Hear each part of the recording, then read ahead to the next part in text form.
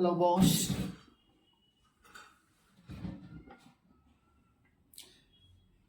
ठीक छ होला हैन सबैलाई? ओके, धेरै कुरा नगरौँ, अब डाइरेक्ट टपिकमा आऊ। अहिले के चलिरहेको छ? ट्रिग्नोमेट्रिक प्रब्लम है त।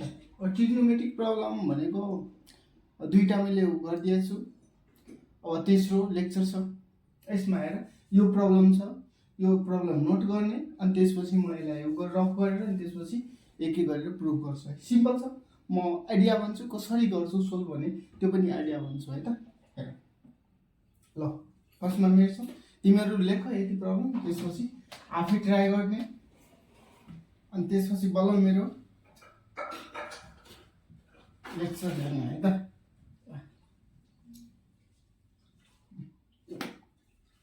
प्रब्लम मलाई पनि चाहियो, यता प्रब्लम छ यति छ, यसमा प्रुभ इक्वल टु 1 भनेको छ, 1 प्रुभ गर्न भनेको छ। हेर त कसरी गर्ने।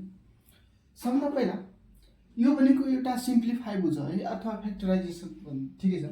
यसलाई सिम्प्लिफाईको रूपमा अथवा फ्याक्टराइजेसन यस्ता प्रब्लमहरू भयो भने कसरी गर्ने, तीनवटा स्टेप हुन्छ। त्यो तीनवटा स्टेप के छ? फर्स्ट स्टेपमा के गर्ने, कमन लिने है त। दुईटा नियम छ। फर्स्ट स्टेपमा कमन लिने, सेकेन्ड स्टेपमा हेर जस्तै फ्याक्टराइजेसन गर्नुपर्ने हुन्छ, सिम्प्लिफाई गर्नुपर्ने हुन्छ, इभ्यालुएसन गर्नुपर्ने हुन्छ भनेपछि इक्वेसन दिएको हुन्छ, यसलाई सोल्भ गर्न भनेको छ हैन। त्यति बेला के गर्ने त, कसरी सोल्भ गर्ने भनेपछि तीनवटा कमन स्टेप छ है।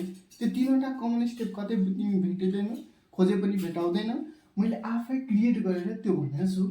जस्तै के छ भने फर्स्टमा कमन लिनुपर्छ, के हो त्यो पनि भन्छु है त। कमन लिइसकेपछि त्यसपछि फर्मुलामा जान्छ कि जाँदैन, फर्मुला अप्लाई है त। फर्मुलामा जान्छ कि जाँदैन, फर्स्टमा कमन लिनुपर्छ, त्यसपछि फर्मुला अप्लाई गर्नुपर्छ, के कतै फर्मुलामा डाइरेक्ट जान्छ कि जाँदैन भन्ने कुरा हुन्छ, र थर्डमा सोल्भ गर्नुपर्छ अथवा फ्याक्टराइजेसन गर्नुपर्छ, फ्याक्टराइजेसन अथवा सिम्प्लिफाई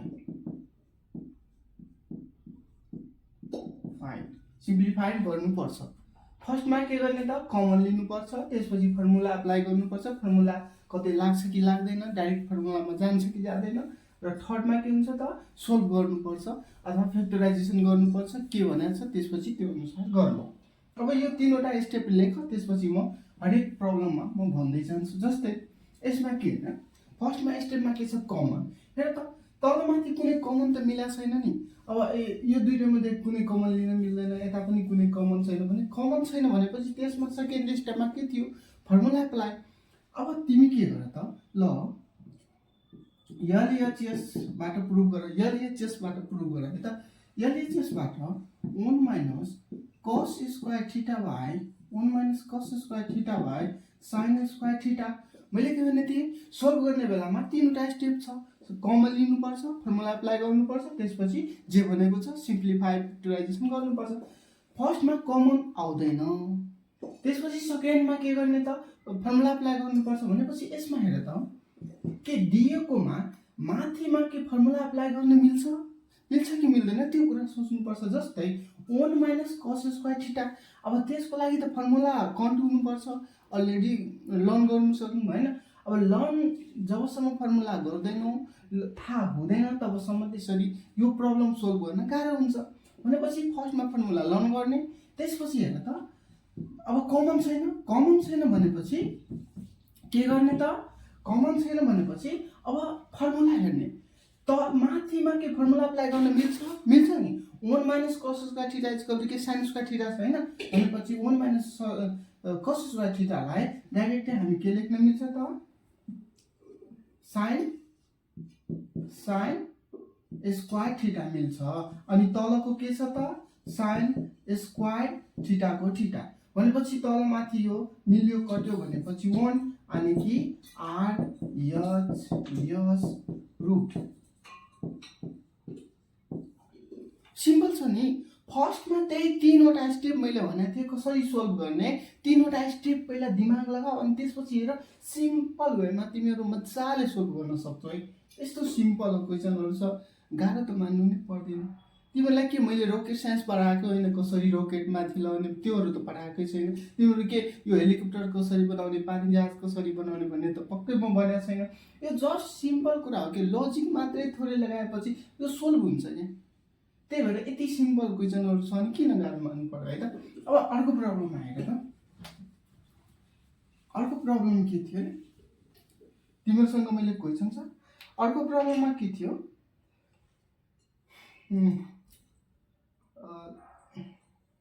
बी नम्बरमा थियो cot square theta 1 minus cos square theta is equal to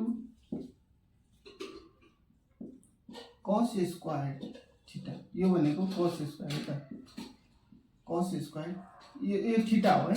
अब हेर त यो छ बी नम्बरको क्वेसन है। अब बी नम्बरमा के गर्ने, फर्मुला एलएचएस बाट लिने है। एलएचएस के लिने त, cot square theta 1 minus cos square theta लिने। अब मैले के भनेको थिएँ, फर्स्टमा मैले स्टेप भनेको थिएँ 3वटा कमन लिने भनेपछि कतै त मिला छैन नि त, कतै छैन त, दुईटा टर्म छैन, एउटै टर्म छ मल्टिप्लाईमा छ, कमन लिन मिल्दैन। अब मिल्दैन भनेपछि मिल्दैन। अब त्यसपछि सेकेन्डमा के थियो, फर्मुला एप्लाई। हेर त फर्मुला एप्लाई हामी कहाँ गर्न सकिन्छ त, कुरा लगाउनु पर्छ। जस्तै अब cot स्क्वायर जस्ताको त्यस्तै छ है त, cot स्क्वायर जस्ताको त्यस्तै छोड्ने। अनि त्यसपछि अब हेर त के यसलाई फर्मुला लाउन मिल्छ नि त। 1 minus cos स्क्वायर थीटाको सट्टामा के हामी sin स्क्वायर थीटा लेख्न मिल्दैन? मिल्छ। अब जब मिल्छ भनेपछि लेख्ने नि, किन नलेख्ने है त। मलाई थाहा छैन कि म के सोल्भ प्रुभ हुन्छ कि हुँदैन, तर एटलिस्ट हामीलाई के थाहा, यसलाई त के गर्न मिल्दैन तर यसलाई त गर्न मिल्छ नि त। फर्स्टमा यो भएको गर न, हुनसक्छ आफै मिल्छ। अब मैले गरिसकेको छु अथवा मलाई अलरेडी कसरी थाहा छ, अब धेरै पढिसकेको छु, त्यस्तो कुरा छैन। म पनि त्यही लजिक लगाएर गर्छु कि एटलिस्ट गरौँ, त्यही त गर्ने हो। यसलाई के गर्ने नि, यसलाई त बल्ल फर्मुलामा लाउन मिल्छ, किनकि स्टेप अनुसार कमन लिने, फर्मुला एप्लाई गर्ने, त्यसपछि फ्याक्टराइजेसन गर्ने है त। अब यसलाई के गर्ने त, 1 minus cos स्क्वायर थीटालाई हामी डाइरेक्टली के गर्ने त, sin स्क्वायर थीटा लेख्न मिल्छ। अब के गर्ने, एउटा कुरा अझै के याद राख्नु, यस्तो प्रब्लममा जुन cosec sec कटहरु हुन्छ नि, प्रायः जसो यिनीहरूलाई sin cos को फर्ममा ल्याएर अनि sin cos को फर्ममा त्यसपछि बल्ल सोल्भ गर्ने, त्यसपछि प्रब्लमलाई सोल्भ गर, अनि इजी हुन्छ अनि ब्रेन पनि लाग्ने गर्छ, क्रिएटिभ है। अलि गर, सबैमा त हुँदैन तर म्याक्सिमममा लाग्छ। अब के गर्ने, cot स्क्वायर थीटालाई अब तिमी फेरि दिमाग के लगाउने, अब मलाई cos स्क्वायर थीटा ल्याउनु छ भनेपछि यसलाई के गर्न मिल्छ त, के गर्न मिल्छ, जब कट छ त कटलाई त फेरि फर्मुला लान मिल्छ। त कटको फर्मुला यो साइनसँग रिलेटेड हुनु पर्यो, अनि कि साइन कटेर लास्टमा कस आउनु पर्यो। हामीलाई थाहा छ cot स्क्वायर थीटाको सट्टामा cos square theta by sin square theta र इन्टु sin स्क्वायर थीटा। अनि हेर त जब यसरी लेख्यो अनि के रे यो sin स्क्वायर थीटा र तलको sin स्क्वायर थीटा त मिल्छ भनेपछि कट, अनि त्यसपछि बाँकी कति बस्यो त, cos square theta is equal to r यस प्रुभड। अब यसरी भन्दा पनि तिमीहरूको दिमागमा भेजामा छिर्दैन भने म के गर्नु भन त है त। यही यस्तै ठुलो कोचिङ सेन्टर छ, ठुलो टिचर छ, धेरै फेमस भएको हैन, र ऊ टिचरले यसरी नभनेर पनि तिमीलाई जसरी सोल्भ गरिदियो भने चुपचाप नभनिगर पुरै स्टेप वाइज नभनेर पनि गर्यो भने तिमीहरू के सोच्छ थाहा छ, कति राम्रो टिचर छ, पुरै प्रब्लम इजी तरिकाले सोल्भ गर्छ।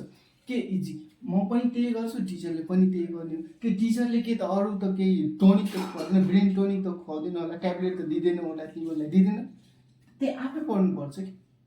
किन गाइडेन्स म गरिरहेको छु, गाइडेन्स यसरी म गर्छु, तिमीहरू हेर न, कहाँ गाह्रो नै छैन कि, हरेक स्टेप वाइज सिम्पल छ, त्यसैले पढ्यो मजाले बुझेर, केही गाह्रो छैन है त। त्यही भएर ल अब त्यसपछि के गर्ने, अब त्यसपछि अर्को क्वेसन छ, तिमीहरू आफै गर्न सक्छ है, तर पनि म गरिदिइरहेको छु, अब धेरै चाहिँ नलायो होइन। त्यसपछि के छ, सी नम्बरको क्वेसन के छ, sine square theta 1/1 plus tan square theta equal to 1। मलाई यो क्वेसन प्रुभ गर्नु छ।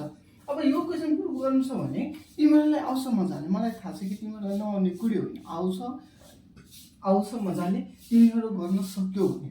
अब कसरी हुन्छ हेर, मैले के भने त्यो कमन लिनको लागि त्यो दुईटा टर्म त छ हैन, यो टर्म र यो टर्म, यो टर्म र यो टर्म केही त मिला छैन नि। जब मिल्दैन भनेपछि कमन कसरी लिने, नलिने है, कमन लिन मिल्दैन। त्यसपछि के गर्ने, फर्मुला अप्लाई। सेकेन्ड स्टेप के थियो, फर्मुला अप्लाई। त हेर त, LHS मा जो sin square theta 1/1 plus tan square theta. अब हेर त, sin स्क्वायर जस्ताको त्यस्तै है त। अनि अब के गर्ने, हेर त, 1 प्लस tan स्क्वायर थीटा को फर्मुला त थाहा हुनु पर्यो। अब 1 plus tan square theta equal to के हुन्छ त्यो कुरा त आफू चाहिँ थाहा हुनु पर्यो है त। अब त्यति पनि थाहा छैन भनेपछि त सकिगयो नि त, त्यसको लागि त फर्मुला घोक्नु पर्छ। भनेपछि 1 प्लस tan स्क्वायर, अब tan स्क्वायर थीटा को सट्टामा के हुन्छ त 1, मलाई त थाहा छ, म त डाइरेक्ट लेखिहाल्छु है त, अनि कि सेक स्क्वायर थीटा लेखिहाल्छु। तर त्यो तिमीहरूलाई थाहा छैन भनेपछि घोक्ने, र मलाई त यतिसम्म थाहा छ कि म डाइरेक्ट निकालिदिन्छु। sin square cos square theta equal to 1, मलाई 1 प्लस tan लाउनु छ, tan भनेको cos square theta, cos square theta, cos square theta लाग्यो भने यो tan भइदियो, अनि कि tan स्क्वायर थीटा भइदियो, यो कटेर प्लस 1 भइदियो equal to cos square theta को सट्टामा sec स्क्वायर थीटा। यसरी म त फर्मुलाले, म त घोक्दै गउँदिनँ फर्मुला, मैले यसरी मैले त्यसको पनि भिडियो बनाएको छु है। यसरी गर्ने, अनि बिर्से पनि तिमी 5-10 सेकेन्डमा तिमी फर्मुला निकाल्न सकिहाल्छौ है, यसरी गर्ने है त। अब यसको सट्टामा 1 प्लस को सट्टामा के सेक स्क्वायर थीटा लेख्ने। अब हेर्नु, sin स्क्वायर थीटा र 1/sec स्क्वायर थीटा को सट्टामा के हामीले cos स्क्वायर थीटा लेख्न मिल्छ। 1/sec स्क्वायर थीटा को सट्टामा cos स्क्वायर थीटा लेख्न मिल्छ, किनकि 1/sec थीटा को इक्वल टु रिभर्स एंगल छ, अनि 1/sec स्क्वायर थीटा को सट्टामा cos स्क्वायर थीटा लेख्न मिल्छ। कसरी मिल्छ त थाहा छ, 1/sec theta equal to cos theta हुन्छ, रिभर्स एंगल हो। यो चाहिँ फर्स्ट मै लेख्छ, मैले भनिदिएको छु है त। हेर त, अनि त्यसपछि के गर्ने त, अनि हेर्न, अब दिमाग लगाऊ, फेरि कमन लिन मिल्छ मिल्दैन, त्यसपछि फर्मुला अप्लाई गरौँ न। त फर्मुला अप्लाई हुन्छ, sin square theta plus cos square theta equal to 1 भयो, अनि sin square theta plus cos square theta equal to 1 हुन्छ भनेपछि यसलाई 1 लेख्ने, हन्स RHS प्रुभड। के हो त, यति सिम्पल छ, किन गाह्रो है त। ल म अलि फास्ट गएको, सिम्पल छ, इजी छ, त्यही भएर। अब त्यसपछि एउटा लास्ट त्यही प्रब्लम छ, दुईटा छ तर म एउटा मात्रै गर्छु लास्टको, त्यो पनि हेर त।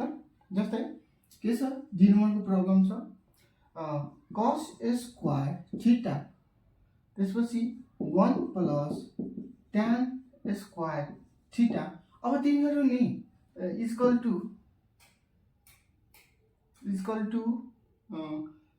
कति हुन्छ, 1 भन्छ है। अब हेर त, मलाई भन्नु पर्दैन, तिमी आफै मजाले गर्न सक्छौ। कमन मिल्दैन, त्यसपछि फर्मुला अप्लाई गर्ने, यसलाई के गर्ने, फर्मुला अप्लाई गर्ने, र फर्मुला अप्लाई गर्ने भनेपछि के गर्ने, cos स्क्वायर थीटा लेख्ने, अनि त्यसपछि फर्मुला अप्लाई गर्दाखेरि यो कति हुन्छ, 1 plus tan square theta equal to के हुन्छ त, sec square theta, sec square theta हुन्छ। अनि मैले LHS लिएको है, LHS, अनि त्यसपछि के गर्ने, cos स्क्वायर थीटा जस्ताको त्यस्तै, अनि sec स्क्वायर थीटा को सट्टामा 1/cos स्क्वायर थीटा। किनकि cos स्क्वायर थीटा किन भन न, किनकि मलाई यो cos छ, अनि यसलाई पनि cos मा लाउनु छ, प्राय जसो sin cos मा लगाएर सोल्भ गर, अनि यो sec स्क्वायर थीटा को 1/, यति लग्यो भने यसलाई त काट्न मिल्छ, काटिसकेपछि डाइरेक्ट के गर्ने, 1, हेन्स RHS प्रुभड। अनि तिमीलाई यदि धेरै नलेज छ, तिमी अलि जोस प्र्याक्टिस गर्दा गर्दै तिमी डेभलप भएको छौ भने हैन, मोडिफाई भएको छौ भने डाइरेक्टली तिमी cos स्क्वायर थीटा र dot sec square theta equal to 1 लेख्न मिल्छ है त। ल